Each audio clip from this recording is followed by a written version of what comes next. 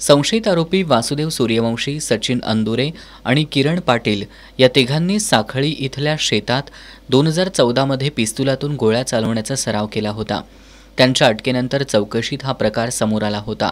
याची पडताळणी करण्यासाठी पोलिसांनी 12 डिसेंबर 2018मध्ये वासुदेव सूर्यवंशी याला सोबत घेऊन गोळीबार सरावाचं ठिकाण, त्याचं घर आणि गॅरेजची झडती घेऊन पंचनामा केला होता। त्यावेळच्या पंच साक्षीदारांची साक्ष आज नोंदवण्यात आली। तपास अधिकाऱ्यांच्या सांगण्यावरून पोलिसांसमोर साखळी इथल्या गोळीबार सरावाचं ठिकाण, संशयित सूर्यवंशी याचं घर आणि त्याच्या गॅरेजची पाहणी करण्यात आली होती। संशयित आरोपी सूर्यवंशी हाच रस्ता दाखवत घटनास्थळी घेऊन गेला होता, अशी माहिती साक्षीदारानं दिली। बंगळुरू कारागृहातून व्हिडिओ कॉन्फरन्सिंगद्वारे उपस्थित असलेल्या संशयित सूर्यवंशी याला साक्षीदारानं ओळखलंय।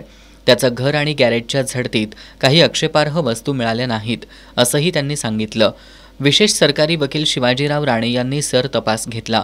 संशयित समीर गायकवाड, डॉक्टर वीरेंद्रसिंह तावडे यांच्यासह चौघे आज न्यायालयात हजर होते, तर अन्य 6 संशयित बंगळुरू कारागृहातून व्हिडिओ कॉन्फरन्सद्वारे सुनावणीला उपस्थित होते।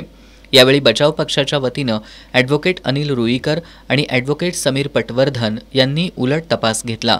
साक्षीदारानं न्यायालयात दिलेल्या साक्ष आणि त्यावेळच्या पंचनाम्यातील नोंदींमधील तफावती त्यांनी मांडल्या। अनेक प्रश्न विचारून त्यांनी पंचनाम्यातील त्रुटी मांडण्याचा प्रयत्न केला। या खटल्याची सुनावणी उद्या गुरुवारी सुद्धा होणार आहे।